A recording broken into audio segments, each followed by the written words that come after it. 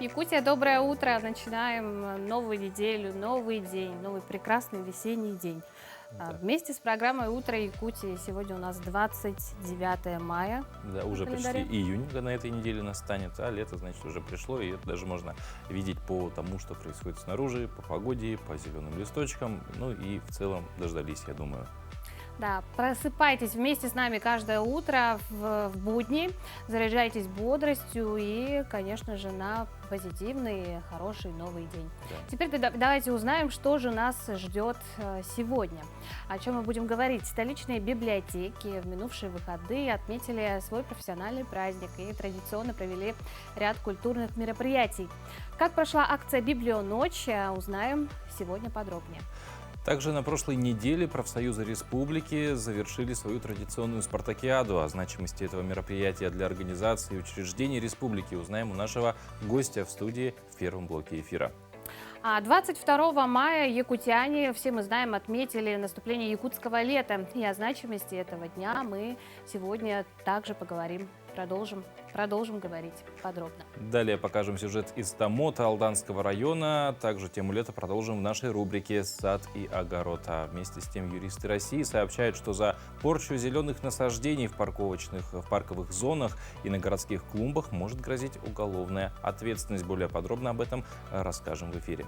А юридическую тему продолжим традиционной рубрикой «Советы юриста», где узнаем, как и почему нужно передавать свой цифровой аккаунт. Тема, которая становится актуальной в последние годы. Ну а в конце эфира в гостях ждем педагога дополнительного образования из Дворца детского творчества, которые стали абсолютными победителями всероссийского конкурса среди учреждений дополнительного образования. С нами они поделятся своими впечатлениями от участия в конкурсе и расскажут о дальнейших планах. В общем, насыщенный эфир сегодня будет, так что оставайтесь с нами в течение всего эфира. Ну и не забывайте подписываться на наш телеграм-канал «Утро Якутии». Слитно можете в поисковике написать или просто отсканируйте QR-код, который видите на своем экране, и сразу попадете на наш канал. Там тоже всегда много всего интересного, полезного появляется. Можно почитать и ознакомиться. Ну а начнем по традиции наш эфир, конечно же, с информации о погоде. Итак, сегодня в центральных районах на 6 часов утра температура воздуха составила плюс 7, плюс 13 градусов. В заречной группе от 6 до 12. В южных 1 и 4 градусов тепла.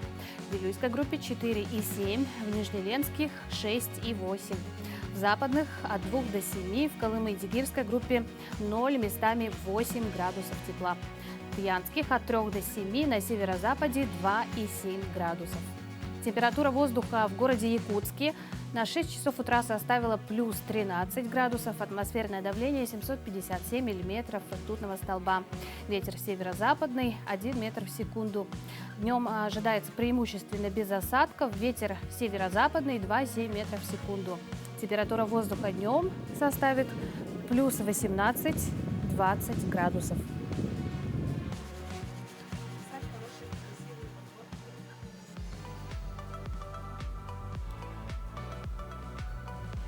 Ну и еще такая новость, прям вот только с пылу с жару, кто-то еще, может быть, не знает, но в Турции завершился второй тур голосования выборов президента страны. И, собственно, в победу во втором туре одержал действующий президент Реджеп Таип Эрдоган. Он набрал большинство голосов, одержал победу, опередил своего соперника Кемаля Кылыч Дароглу. Да, вот такие вот, пожалуй, самая главная новость этого утра, да, по всему миру. Открываешь социальные сети и сразу Да. первое, что выходит в лентах. Ну, а впереди нас ждет неделя, и, конечно же, мы прислушиваемся к звездам, многие из нас, и давайте прослушаем гороскоп на предстоящую неделю.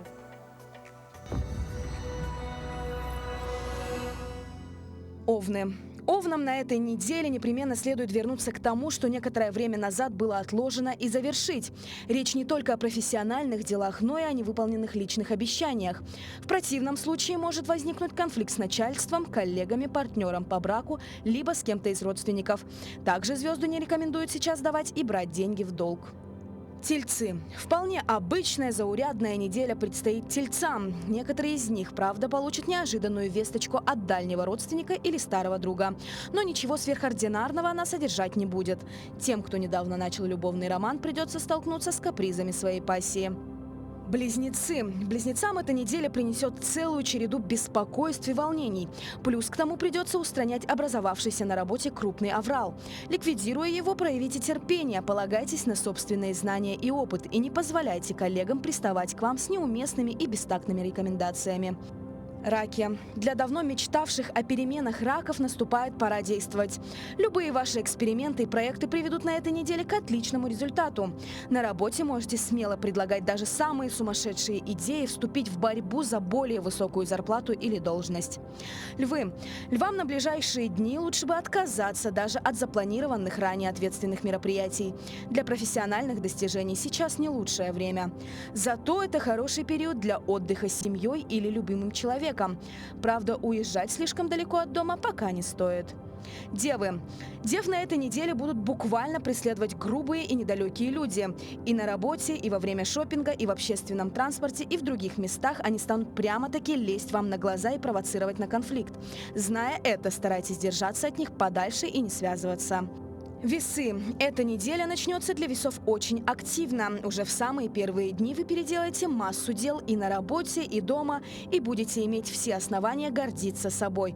Однако вместо этого, наоборот, скиснете. Причиной, возможно, станет ностальгия по прошлому, которая навеет внезапно объявившийся человек, который некогда был вам дорог. Скорпионы. С первых же дней этой недели скорпионы почувствуют всплеск энергии. Однако неуемная деятельность вам сейчас противопоказана. Если не будете дозировать свою активность, можете довести себя до сильнейшей усталости и даже депрессии.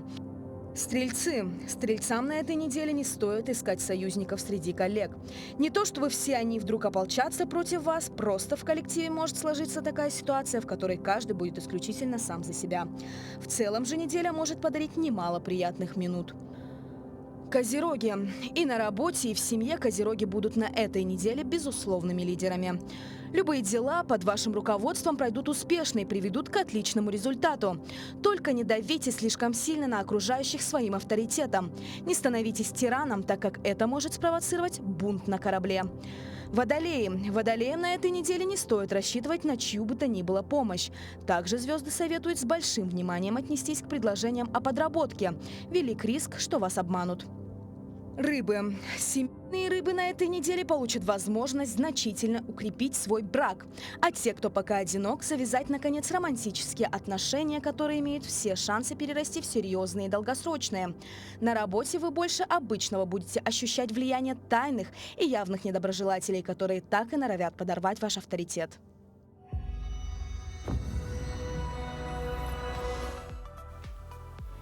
А в минувшие выходные в столице региона профсоюзы республики завершили итоговые спортивные соревнования Кубка труда. Напомним, ежегодно в республике объединяются лучшие спортивные команды среди трудовых коллективов. И сегодня в нашей студии более подробно об этом расскажет Николай Николаевич Дегтярев, председатель Федерации профсоюзов Республики. Николай Николаевич, доброе утро. Доброе утро. Вот. Ну, расскажите про Кубок труда. Как мы поняли, это вот приурочено к году труда, соревновались трудовые коллективы. Сколько вообще трудовых коллективов удалось объединить под эгидой этого Кубка? Да, ну, еще раз доброе утро. Ну, здесь впервые у нас в республике мы в связи с годом труда в планом мероприятия вошли соревнования именно на Кубок труда. Это, конечно, посвященное и году труда, и столетию физкультурного движения у нас в Якутии и, конечно, по всей стране. Это мероприятие у нас общероссийское. Мы готовимся. Это прошли отборочные соревнования на предстоящую Всероссийскую спартакиаду трудовых коллективов, которая пройдет в августе месяце этого года в Перми. Да? Эти спартакиады у нас проходят один раз в 2 года. И чтобы вот подготовиться, вы знаете, сейчас упорядочены все проводимые спартакиады. У нас отраслевая спартакиада проходит один раз в 4 года. И чтобы подготовить команды к всероссийской спартакиаде, мы вот с этого года начинаем проводить Кубок труда. Поэтому мы приняли решение совместно с Минспортом эти соревнования проводить ежегодно и подготовить, как я сказал, свои команды. Здесь в чем разница? Если спартакиада трудовых олег у нас в республике проходится по отраслевому принципу, да, по профсоюзам, между профсоюзными организациями, то Кубок труда это участвуют только трудовые коллективы. Один коллектив, и в всероссийской спартакиаде тоже так.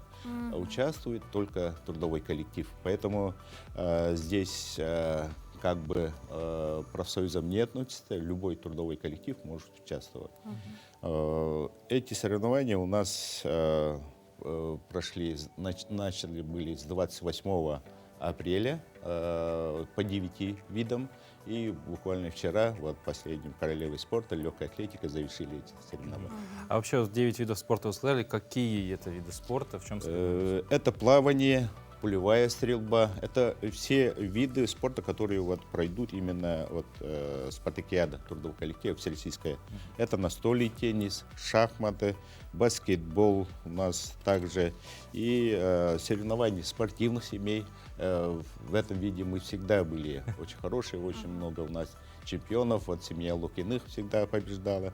Волейбол, гиревой спорт и вот легкая атлетика. Здесь хочу сказать, что, конечно, вот масса из массовых, да, спортов у нас и волейбол, и у нас очень хорошо развит футбол. К сожалению, вот, хотя мы и говорили, настаиваем на проведении футбола, пока этот вид спорта не включен. Но меняется, и вот один раз в 2 года, поэтому с Министерством спорта Российской Федерации и Федерацией независимых профсоюзов России согласовывается это, и виды меняются. В этом году вот как раз 9 видов. И 10-й вид – это участники участвуют в перетягивании каната.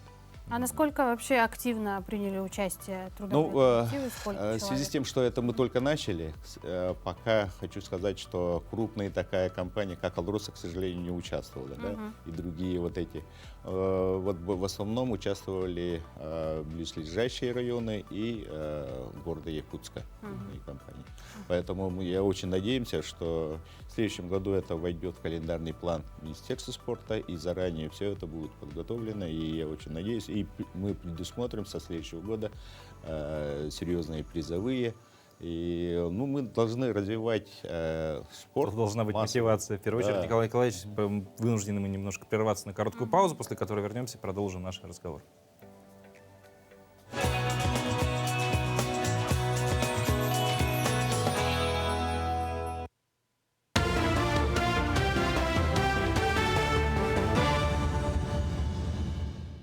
Вы смотрите новости. Доброе утро. Более 2 миллионов квадратных метров жилья введено в Якутии за 5 лет. В рейтинге регионов Дальнего Востока по вводу жилья республика занимает 2-ю позицию. За 2022 год ввод жилья составляет почти 590 тысяч квадратных метров, сообщает пресс-служба Минстроя. Для выполнения намеченных планов приоритетно рассматриваются проекты комплексного освоения территорий. Напомним, что ведется строительство квартала «Звездный», который включает 30 многоквартирных и 2 блокированных жилых домов на 11 тысяч жителей. Также принято решение о строительстве нового микрорайона «Спортивный» на территории 17-го квартала города Якутска. Границы ТОР Якутия будут пересмотрены с учетом потребностей жителей Якутска. Корректировка направлена на то, чтобы вывести из-под действия режима ТОР территорию, которая фактически не используется и не планируется под перспективное развитие для резидентов. В соответствии с утвержденной градостроительной документацией это водные объекты, территории населенных пунктов, садово-огороднических товариществ, сформированные земельные участки с различными видами разрешения использования, перспективные территории под индивидуальное жилищное строительство для предоставления многодетным семьям, участников сезонного проживания для участников СВО, земель сельхозназначения для пастбищ и кормозаготовки. Более 29 километров дорог отремонтируют в Якутске. Столице республики выделили дополнительное финансирование на ремонт более 29 километров дорог в текущем году. Изначально в план работ по нацпроекту «Безопасные и качественные дороги», инициированному президентом России в 2023 году, были включены 10 объектов протяженностью свыше 22 километров. Сумма дополнительного финансирования специального казначейского кредита в размере 267 миллионов рублей позволит отремонтировать еще более 7 километров дорог из плана на 2024 год. Это подъездные дороги к станции переливания крови от улицы Петра Алексеева, участок от детского туберкулезного санатория до Покровского тракта, улица Оржакова на участке от Чернышевского до Кирова и некоторые другие улицы в пригородных территориях.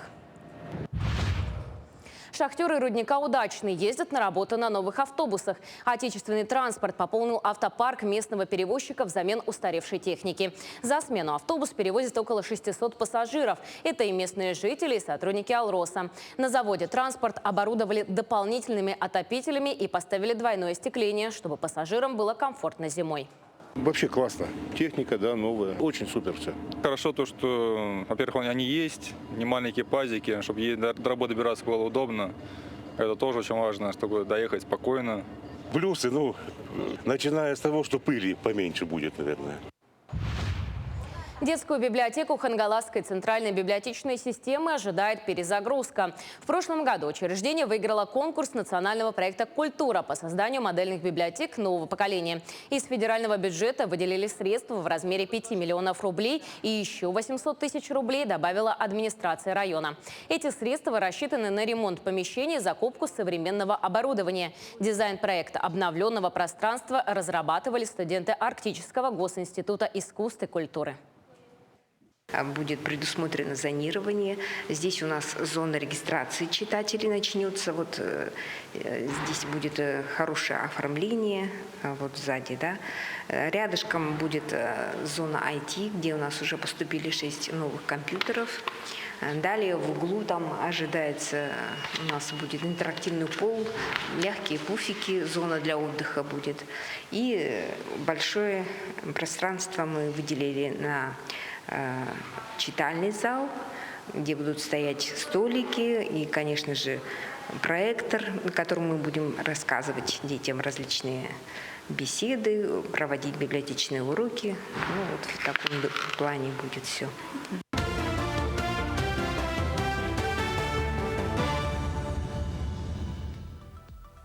О Кубке труда мы продолжаем говорить. Кубок в этом году проводился впервые. Напомню, в нашей студии председатель Федерации профсоюзов Республики Николай Дегтярев.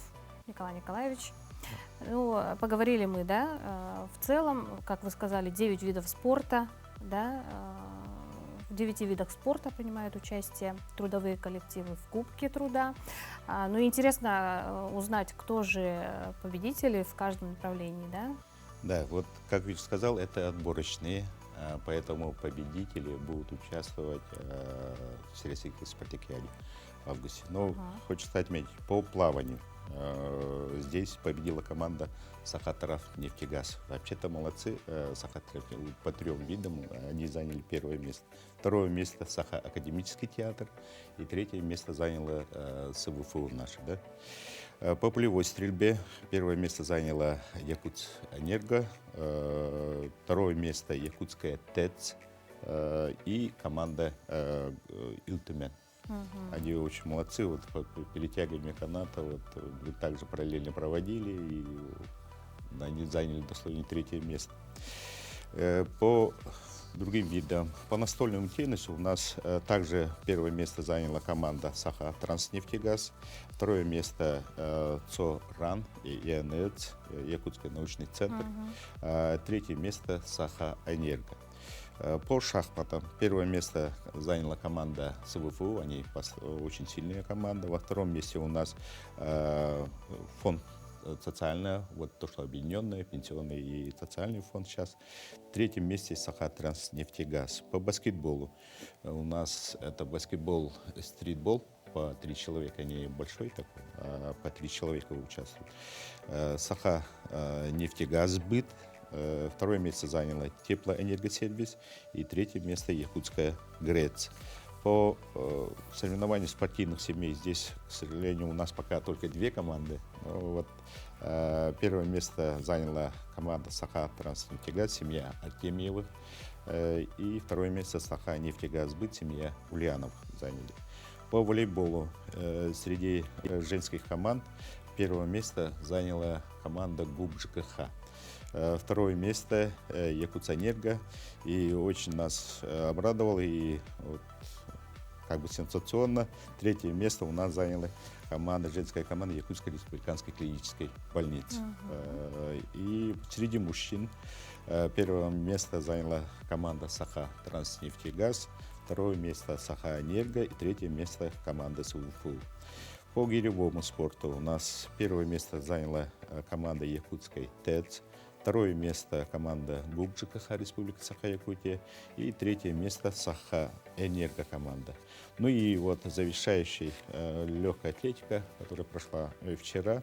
Первое место заняла команда Нерюнгринской ГРЭЦ, второе место команда СУФУ имени Максима Кирилловича Моса и третье место заняла команда Саха-Транснефтегаз. Как вы видите, у нас очень много победы и призовых мест заняла команда Саха-Транснефтегаз. Это говорит о том, что все-таки здесь к спорту, физкультуре обращается очень сильное внимание. Самые спортивные газовики, серьезно. Получается. Ну, я тоже хочу сказать, что вот, я говорил, что в этом году, к сожалению, не участвовала компания «Алроса», и наши другие компании очень надеются, что с следующего года они подключатся. У них тоже очень сильные команды. Что ж, всем тем, кто прошел, да, желаем удачи, конечно, на спартакиаде в августе, вы сказали, да. Победы желаем и призываем принимать участие активное в спортивных мероприятиях. Николай Николаевич, спасибо большое, что пришли, нам рассказали вообще про кубок, рассказали, опять же, огласили команды победительницы. Ну, а мы продолжаем. Знаешь, Паша, что все населенные пункты в России на букву «И» находятся в Якутии. Я не сомневался в этом никогда. И, вот какие, например, Инастых, Гата, Инахсыт, да. Я думаю, простительно ошибиться. Тем не менее, да, очень много. Это Кюэль, опять же, очень много населенных пунктов. Такой, кстати, последний очень известен, да, потому что наши коллеги из утренней программы кубанского телевидения даже несколько лет назад снимали про это сюжет. А сегодня мы вам расскажем о другом селе на букву «И». Некогда большой рабочий поселок, ныне он называется Лымах, расположен в 56 километрах на юге от города Томот и исчисляет свою историю с 1942 года. Основными промышленными предприятиями в советские годы являлись рудник Эмильджак и Алданская геолого-разведочная экспедиция. О том, чем и как сегодня живет населенный пункт с необычным названием, узнавала наша съемочная группа. Поселок это тоже по хозяйственному периоду. А что там указано? А кто прописан, кто проживает, какое имущество имеет. Вот, допустим, мотоцикл был, ружье, кошка, собачка, буран. А потом разъехались. Кто в Россию, кто к родственникам, кто из тех мест, откуда прибыл. В этом некогда известном на всю страну поселке, центре слюдяной промышленности, когда-то проживало несколько тысяч человек. Сейчас всего около 200. Единственный представитель власти в селе – специалист администрации, а по совместительству учитель истории в местной школе Ильвина Решетова показывает нам местный архив. Люди эти давно разъехались, но вдруг кто затребует справки, поэтому и храним, говорит девушка. Исполком Лымахского постсовета. 86 год.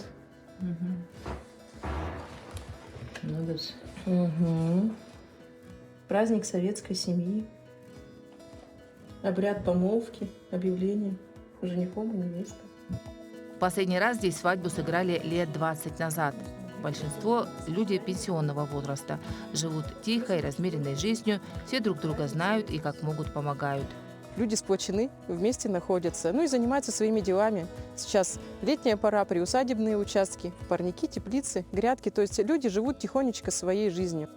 В С отсутствием устойчивой связи, магазина и других благ цивилизации жители уже свыклись. Но когда весной размывает единственную дорогу, по которой ездят большие грузы, жизнь здесь становится действительно трудной. И пока весенний ручей не успокоится и дорога не будет засыпана, септики не откачиваются, не выводится мусор, грузы, в том числе уголь, не заводятся. Деревянный мост советских времен давно признан аварийным, и жители просят построить новый. Власти обещают, и даже есть проект. Правда, когда появится новый мост, точных дат не озвучивают. Уставшие от обещаний жители Илмаха, так они на русский манер называют свое село, ждут одновременно переезда в соседние Алексеевский и город Томот по программе переселения из аварийного и ветхого жилья. Между тем, несмотря на малоперспективность Илмаха, сюда, как ни странно, даже приезжают жить и работать из других регионов. Виктория Бодрягина из Республики Алтай и Сентябрина Лаптан из Тывы уже как 2 года работают учителями в местной малокомплектной школе. Виктория впервые увидела Илмах на карте, ведь она географ по специальности. Вот здесь такая теплая атмосфера среди ребятишек. Они довольно-таки воспитанные, всегда они здороваются, между ними теплая обстановка такая. И вести урок всегда приятно с этими детьми. Я наслаждаюсь работой с этими детьми. Мне очень понравилось. Нравятся приезжим и местные красоты. Удивительная, неповторимая природа. Сама приехала из туристического региона, и у нас там каждый сантиметр земли теперь стоит очень дорого. А здесь столько пространства, столько красоты, и как бы не используется. И, вот я думаю, очень хорошая была бы перспектива именно на фоне туризма. Действительно, если не промышленное освоение, то уникальный природный ландшафт мог бы стать притяжением многочисленных туристов со всей страны, а то и мира. Ну а пока обитатели маленького села Илмах живут надеждами и ждут лучших времен. Туяра Филиппова, Александра Хлопкова, Алданский район. Ну а на прошлой неделе якутяне отметили Николин день. Это было 22 мая. Как тогда уже было сказано, с этого дня у якутян начинается якутское лето. Раньше в этот день они приезжали на Саилыки. А в наше время многие переезжают на свои дачи. Но так как эта весна, можно сказать, аномальная и холодная, многие переехали на свои дачи в прошлые выходные. Так как мы видим, с каждым днем все теплее и теплее становится. В Якутии наступило долгожданное лето. Начало лета в Якутии – это радость людей, переживших суровую и долгую зиму. На полях пасется скот, резвятся же ребята, ведь сейчас самая благодатная пора. Традиция к лету перебираться на летние пастбища, так называемые саилыки, в Якутии существует с незапамятных времен. С тех пор этот образ жизни не изменился. Мы сейчас находимся на Иланке и видим, как вот здесь на лугу пасутся коровы. Якутские фермеры согнали свой скот на летние угодья. Михаил Винокуров каждое утро идет по этому маршруту. За несколько часов ему предстоит надоить более 10 коров. Рабочий день в этом крестьянском хозяйстве начинается с 6 утра. Здесь 30 коров и телята, за которыми надо ухаживать. Сейчас время дойки. Пропустишь время, пропадет молоко. Поэтому, как и на любой ферме, здесь все расписано по минутам. Кормежка, дойка, выгул на пастбище. Нужно встать ни свет, ни заря, накормить куриц, телят. Вот как раз я пытаюсь это сделать. И самое важное – произвести утреннюю дойку. Утренняя дойка – это самая важная часть работы. У них очень большое хозяйство, целых 40 коров. И 13 из них нужно с утра успеть надоить. В общем, работы много. Самыми требовательными к уходу и кормлению в это время новотельные и вновь отелившиеся коровы. Сейчас нужно обеспечить телят и молодняк заботой, пока у них не сформируется свой иммунитет. Ну, я смотрю, вы их привязываете, они очень шустрые, бойкие. Да, они шустрые. Вот. Скоро на улицу пойдут. День-то через 2-3. Вот пускай побегают там. Ивановы – единственная семья в селе Еланка, которая разводит якутскую породу коров. В 2015 году Саргалана Иванова вместе с мужем закупили 25 телят, и началась многолетняя кропотливая работа. Признается, удалось не только увеличить поголовье домашнего скота за счет искусственного осеменения, но и улучшить генофонд якутской породы. Якутские коровы неприхотливы и выносливы и стойко переносят якутские 50-градусные морозы. Я сама как ветеринарный врач осеменяю коров, поэтому я, нынче в Нюрбу Акану отправили 20 стельных телок. Поэтому у меня сейчас 30 голов, 18 доем, остальные уже с детьми ушли. Якутская порода коров уникальна. Ей не страшны лейкоз, бруцеллез и туберкулез. Особенно ценится молоко с 9 и 11% жирностью, ведь оно конкурирует с уникальной жирномолочной джерсийской породой. Еще один породный признак – мраморность мяса, при котором мышечную ткань пронизывают тонкие прожилки жира. Поэтому и молоко, и мясо якутской породы самое вкусное и полезное. Саргалана Иванова признается, свою миссию как ветеринара по возрождению якутской породы здесь, в селе Еланка, она выполнила, но переживают. Некому передать хозяйство. Дети особо не горят желанием заниматься фермерством, а труд это нелегкий. Но семья Ивановых не унывает. Планов много. Их как бренд можно держать. И вот если бы я в прошлом году прошла этот семейный конкурс, грант, тогда бы я еще большой хатун сделала бы, тогда бы я никому не продала. Я бы еще возродила. Тогда вот эти вот старые мамочки, они бы уже отстранились. Тогда у меня вообще, я так работала, чтобы все было чисто. После дойки коров снова отгонят на луга и пастбища Еланки, чтобы завтра снова получить богатый удой. Ирина Григорьева, Илья Сыромятников, Еланка, Хангалатский район. Ну и раз уж мы затронули тему лета, дач и садоводства, следующим будет логично продолжить наш эфир традиционной рубрикой «Сад и огород». Если в прошлый раз мы говорили об уличных цветах, то сегодня в рубрике мы расскажем о емкостях, куда и как сажать растения на своих дачных участках. Мы продолжаем говорить о цветах сегодня, да, и немаловажную тему мы затронули уже, да, это кашпо. Для того, чтобы петуния все-таки чувствовала себя комфортно и приобрела ту самую знаменитую шапочку, да. Здесь ваши советы, Муза. Итак, мои советы. Для того, чтобы получить прекрасный результат, и для того, чтобы растение раскрыло себя в полной мере, чтобы оно не застаивалось, как раз-таки нужно покупать разные объемы кашпо для разных сортов.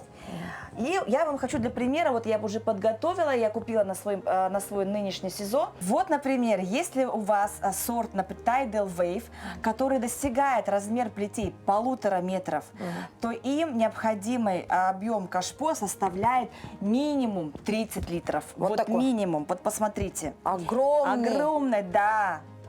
И вот смотрите, не бойтесь, в одно кашпо вы садите только одно растение. И вы посмотрите, когда оно даст результат, у вас будет огромная шапка всех цветов. То есть на 30 литров достаточно вот одного такого растения? Да. Но это, конечно, все зависит, например, от сорта. Вы всегда смотрите. Вот, например, Верочка. Например, если вы сажаете на такой сорт, как Easy Wave, то вы можете взять объем 12 литров. 12. И здесь вы также садите один цветок в одно кашпо. Хотя вот все такие серии Wave, в принципе, они осилят вот такие 25-литровые кашпо. То есть вот так? Да. Угу. Нужно понимать, что многие, наверное, думают, что раз большое кашпо, значит, нужно много туда одновременно цветов садить. Это вот неправильно. Это большая ошибка, очень большая ошибка. Таким сортам, ампельным, вегетативным, гибридам, им очень мало места, когда их несколько. Поэтому для того, чтобы растение показало свою мощь, распустило свои плети и образовалась вот эта вот вся цветочная шапка, им как раз-таки нужен большой объем. Чем больше, тем лучше. Например, для серии Tidal Wave, Shock Wave, в принципе, опытные садоводы, которые тем более на юге, у которых длинный цветовой день, они садят один куст в 100 литров. Представляете? Это 100 литров объема, и получается просто один кустик, да? Огромное растение. И это просто гордость для садовода вырастить и показать результат своего труда из такого растения. А вы пока вот можете даже вот в таком из одного кустика сделать потрясающую такую огромную шапку, да? Цветов. Это тоже достижение, да? Это тоже большое достижение, да. Ну а мы продолжаем. Да. Заговорили мы о цветах, да. Как говорят юристы, когда за сорванную сирень или цветы будут грозить уголовное наказание. Да. В летнее время города украшены множеством цветов, и многие люди настолько ими очарованы, что не могут уйти с пустыми руками. Но все об этом знают, не все об этом знают. А в некоторых случаях за сорванные растения можно понести наказание. Так, растение, сломанное или сорванное в парковой зоне или на частной территории, с точки зрения закона, может трактоваться как административное правонарушение, объяснила член Ассоциации юристов России Мария Спиридонова. Сирень в городском парке – это зеленое насаждение, которое высаживают органы власти. За повреждение зеленых насаждений предусмотрен административный штраф, рассказала юрист. Согласно статье 4.18 Кодекса об административном правонарушении Москвы, за повреждение зеленых насаждений грозит штраф от 3,5 до 4 тысяч рублей. Эта сумма может вырасти тогда, когда кустарник был полностью уничтожен. В таком случае нарушителю придется заплатить от 4 до 4,5 тысяч. Юрист Денис Никитин рассказал, что еще общая стоимость любых цветов, которые сорвали или выкопали, не превысит 2500, то поступок будет рассматриваться как административное правонарушение по статье 7.27 Кодекса административных правонарушений, то есть мелкое хищение. Но вот если гражданин совершит такую же кражу в течение года, то правонарушение уже перейдет в статус уголовных в соответствии со статьей 158.1 Уголовного кодекса Российской Федерации. Мелкое хищение, совершенное лицом, подвергнутым административному наказанию. Да, поэтому вот отсюда следует, что нужно быть аккуратным, доброжелательным. Кстати, да, не только к цветам, вообще, не только к окружающей среде. Вообще, в принципе, да, добро к добру тянется. А, к слову, вообще доброжелательность к людям на 45% зависит от наследственности, сообщают ученые. Генетическая наследственность особенно ярко проявляется у женщин. Специалисты из Университета Аризоны выяснили, что от родителей ребенок зависит даже в большей степени, чем предполагалось. Так стало известно, что доброжелательность к людям на 45% зависит от наследственности, а не только от воспитания и окружения ребенка. Ученые проанализировали данные о 229 парах монозиготных близнецов и 235 парах дизиготных близнецов, оценив их способность относиться к другим людям тепло. Кроме того, ученые выяснили, что способность воспринимать доброжелательные отношения к себе зависит от генетики на 21% и на 65% от личных характеристик добровольцев. При этом были различия в ответах мужчин и женщин, участвовавших в тесте. У участниц наследственность проявлялась особенно ярко. Из-за этого у женщин доброжелательность на 48% зависит от генетики, а восприятие хорошего отношения к себе на 42%. Впрочем, ученые уточняют, что наличие генетического фактора и его выраженности еще не означает, что человек не может его контролировать. Вот здесь я бы согласилась. Ну а между тем, Дворец детского творчества нашего города Якутска стал победителем Всероссийского профессионального конкурса «Арктур» в номинации «Программа развития образовательной организации, реализующей программы дополнительного образования детей», а также абсолютным победителем в 8-м Всероссийском профессиональном конкурсе «Арктур». И более подробно, что это за конкурс, как удалось нашим педагогам выбить пальму первенства, а также что это дает вообще Дворцу детского творчества, мы поговорим с директором Дворца детского творчества. У нас в гостях Татьяна Иванова. Татьяна, здравствуйте. Доброе утро. Доброе утро. Ну, во-первых, поздравляем. Все-таки всероссийский — это большая победа. Никогда не сомневался в нашем Дворце детского творчества, потому что, в принципе, вот наблюдая за ним, хоть не активно, но так вот где-то краем глаза, видно постоянное развитие, какие-то вот внедрения и новых технологий, технологий в плане технологии обучения, да? Да. Вот. Ну и современные технологии тоже присутствуют при этом, поэтому... Конечно, наш дворец имеет большую историю, я бы сказала, великую уже. Да, в прошлом году 85 лет исполнилось, как-никак.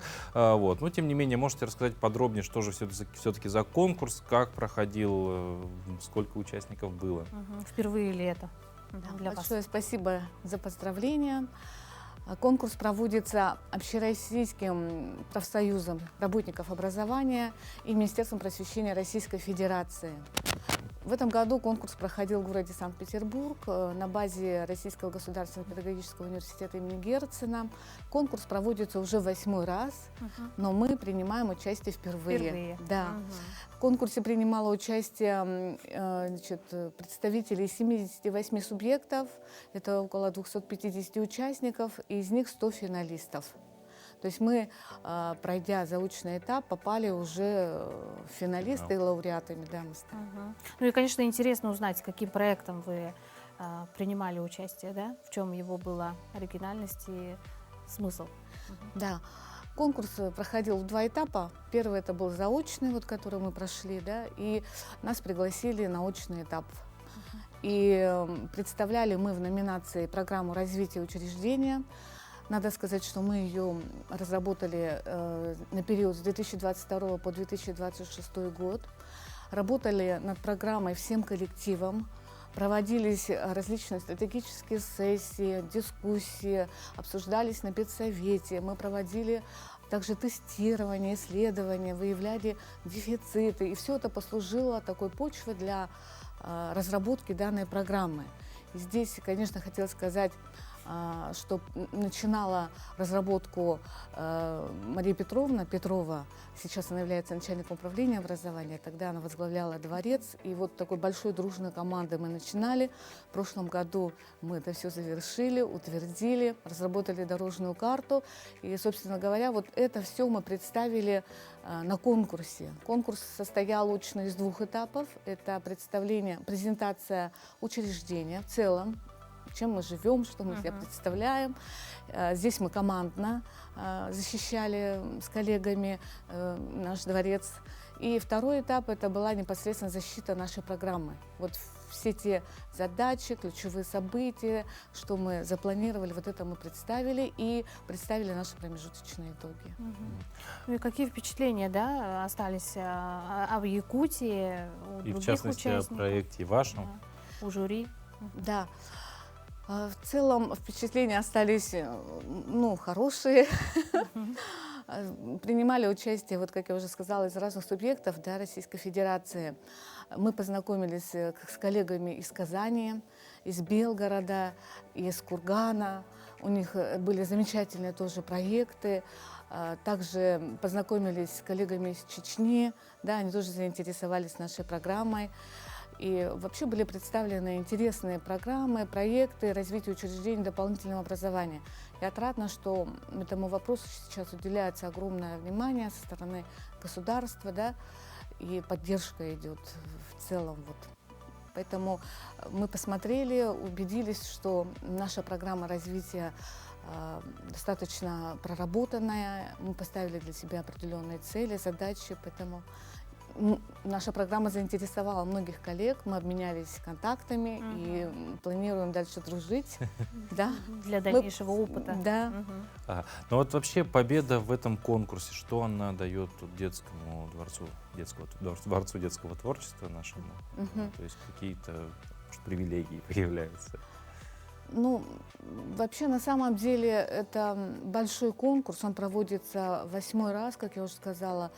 И вот было по нашей номинации, по программе развития учреждения, подано более 50 заявок, вышло в финал около 20 учреждения дополнительного образования, да, и мы вот стали как бы победителями, получается. Но для нас это, знаете, победа, старт вот дальнейшей нашей работы, потому что программа развития – это стратегический документ учреждения, настольная книга наша, мы разработали дорожную карту, и то есть мы дальше идем по ней, и для себя мы приняли решение, ну вот, убедились, наверное, скорее всего, в том, что мы правильно вот идем, разработали, те задачи вот поставили. Ну и приз нам вручили такой хороший, 100 тысяч рублей на развитие вот Дворца детского творчества. Как здорово, да? Татьяна Ивановна, ну, близится летний сезон, да, отдых. Конечно же, многих родителей сегодня интересует, в каком режиме будет работать Дворец детства, да, какие секции, кружки будут открыты. И интересно, вот будут ли лагеря летние детские. Действительно, все ждут летних каникул, как и дети, так и родители. Наконец-то у нас потеплело, солнышко. И с 1 июня традиционно на базе Дворца детского творчества будет работать лагерь дневного пребывания. Дети будут ходить в лагерь «Фантазия», 300 детей. Это по 6 направленностям дополнительного образования. Дети будут, конечно, отдыхать, ходить в кино, купаться в бассейне, заниматься интересными активностями. Самое главное, что программа, которую мы разработали, лагеря, она связана именно с темами российского движения детей и молодежи. все активности будут именно с этим связаны. И также в этом году летом Дворец детского творчества будет работать в лагере Бинго. Это загородный стационарный лагерь, где круглые сутки дети находятся, 21 день. И тоже, конечно, цель – это оздоровление детей. И тема такая же – детское движение, развитие. Да. Но еще есть время записать ребенка. В лагерь дневного пребывания запись была с 1 мая, поэтому уже запись завершена, дети у нас будут ходить. Да. Также у нас будут инженерные каникулы в детском технопарке «Кванториум» и в течение лета краткосрочные разные программы. Поэтому можно следить на нашем сайте, в телеграм-канале, ВКонтакте, пожалуйста. Татьяна, спасибо большое за информацию. Ну и еще раз поздравляем с победой и весь коллектив ваш, и всех, кто, собственно, над программой, над проектом победившим, работал. Ну, будем надеяться, что, конечно, это потом все внедрится в жизнь, как и планируется. Спасибо большое. Ну а далее мы передаем слово нашим коллегам из информационной службы, после чего продолжим.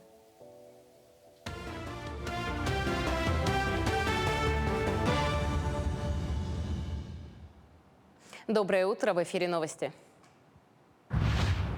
Россия в 2022 году увеличила поставки аграрной продукции в страны Азиатско-Тихоокеанского региона на 10%, что составляет 8 миллиардов долларов. Тенденция к росту сохраняется и в этом году, сообщил заместитель министра сельского хозяйства России Сергей Левин. Он отметил, что Китай и Вьетнам будут активно увеличивать импорт продовольствия в ближайшие годы с учетом урбанизации и опережающего роста доходов населения. Заместитель министра подчеркнул, что Россия входит в 20 крупнейших экспортеров сельскохозяйственной продукции и продовольствия в мире и последние 20 лет поднялась в мировом рейтинге стран-экспортеров на 18 место. Минприроды попросила сенаторов перенести сроки аттестации инструкторов-проводников. Допуск на особо охраняемые природные территории инструкторов-проводников без аттестации возлагает ответственность за жизнь и здоровье туристов на нацпарки и заповедники. И чтобы этого избежать, следует перенести сроки аттестации на год. Минэкономразвития уже внесло в Госдуму предложение о переносе срока обязательной аттестации инструкторов-проводников на активных маршрутах на год до 1 июля 2024 года. В 2021 году был принят закон, по которому до 1 июля этого года все инструкторы-проводники на активных туристических маршрутах должны пройти аттестацию для продолжения работы и получить соответствующие бейджи. Сотрудники Вилюйской геолого-разведочной экспедиции использовали за день около 40 огнетушителей. К счастью, геологи тушили не настоящий очаг возгорания, а учебный. Сотрудники МЧС провели учения в рамках месячника пожарной безопасности в компании «Алроса». Участники по очереди активировали огнетушители. Перед началом практической части полевики изучили теорию, узнали причины возникновения лесных пожаров, меры первой помощи после отравления угарным газом, а также устройство огнетушителя. Работники работают на полевых участках вдали от населенных пунктов, и для них необходимо знать меры пожарной безопасности и практическое применение средств первичного пожаротушения. Сегодня, 29 мая, все выпускники сдают единый государственный экзамен по русскому языку. В 2023 году в Якутии более 8 тысяч школьников будут сдавать единый госэкзамен. Из них 7,5 тысяч выпускников текущего года и более 200 обучающихся с ограниченными возможностями здоровья. В основной период ЕГЭ планируется открытие 223 пунктов проведения экзаменов. Все пункты проведения экзаменов в республике оборудованы стационарными или переносными металлоискателями, приборами подавления сотовой связи, генераторами, средствами видеонаблюдения, также обеспечены необходимыми средствами и оборудованием по профилактике заболеваний, передающихся воздушно-капельным путем. К слову говоря, выплата премии в 100 тысяч рублей выпускникам Якутии, получившим 100 баллов по итогам ЕГЭ, будет продолжена. Об этом заявил глава региона. Также с этого года премии будут вручаться учителям, которые подготовили детей 100-бальников. Муниципальное образование и городские округа выдвинули свои инициативы по премированию педагогов. К примеру, в Якутске учителя 100-бальников также смогут получать выплаты по 100 тысяч рублей, а другие районы республики будут сами решать, кого стимулировать. На этом у нас все. Хорошего дня.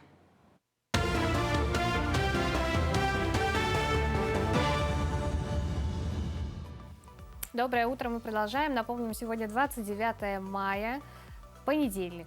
И сегодня Всемирный день здорового пищеварения, к примеру, отмечается, да?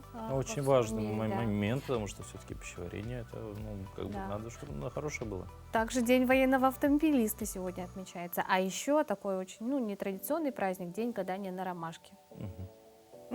Можно погадать на здоровое пищеварение, например. Да, мне кажется, вот эта вот традиция, до сих пор осталась. Вот это вот любит, не любит, Все равно, любит, не да. любит. Приходишь в лес, так, любит, не любит, любит, не любит. А потом вот так нет-нет, и ромашки в Красную книгу занесут.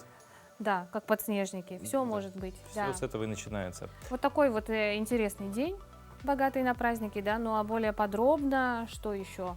Какие еще сегодня события можно отметить? Да. Узнаем далее.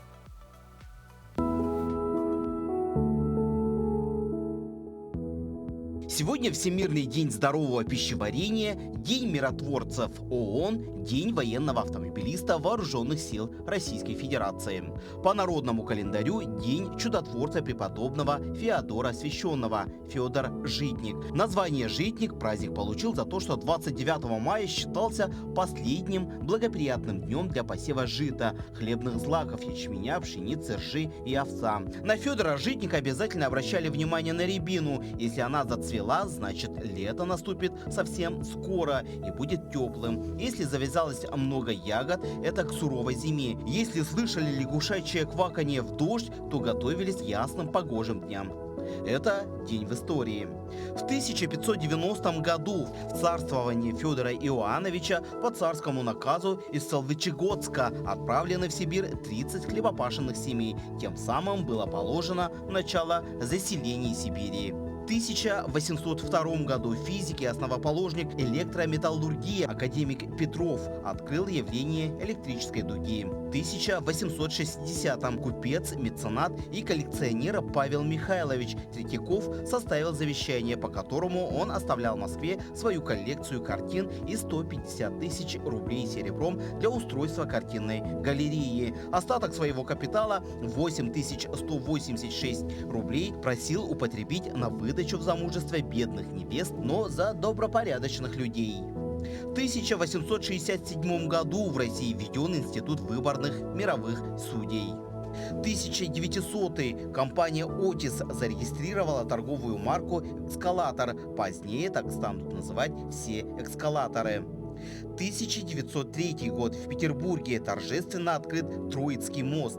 1918 в ЦИК принял декрет о таможенных сборах и учреждениях. Создана советская таможня.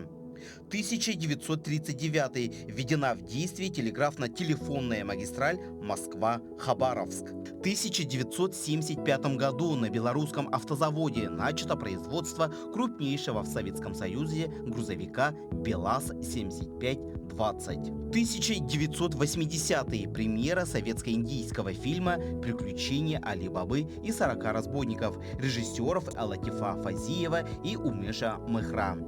1988 год. Начало визита президента Соединенных Штатов Америки Рональда Рейгана в Советский Союз. 1990 год. Борис Ельцин избран председателем Верховного Совета РСФСР. 2004 год. В Петербурге подписан договор на строительство нового здания Мариинки. В этот день родились в 1927 году Игорь Дмитриев, советский и российский актер театра и кино, народный артист РСФСР. Александр Каневский родился в 1933 году, советский, российский и израильский прозаик, киносценарист, сатирик, издатель.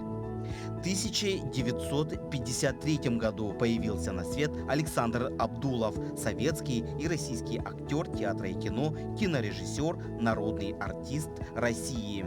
В 1981 году Андрей Аршавин, российский футболист, бывший капитан сборной России, заслуженный мастер спорта России. Именины отмечают Александр, Георгий, Ефрем, Касьян, Лаврентий, Федор, Вит, Модест, Крискентия, Муза. Ну а ежегодная акция «Библионочь» в этом году прошла в рамках фестиваля чтения. Читаем вместе на всех площадках города Якутска. О том, как это было, посмотрим сейчас. Библионочь этого года предварила ежегодная сетевая библиотечная акция «Сила книги». Это акция, которую инициировала наша библиотека 5 лет назад, стала межрегиональной, и к ней присоединилось уже 6 регионов нашей страны.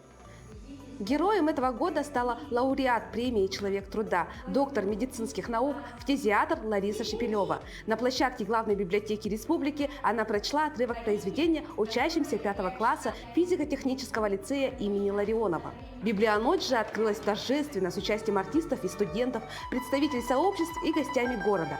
Основной темой акции этого года по всей России стала тема «Читаем вместе», потому что акция ежегодно собирает вокруг себя любителей книги и чтения. В этот фестиваль сплотил всю библиотечную систему нашей республики.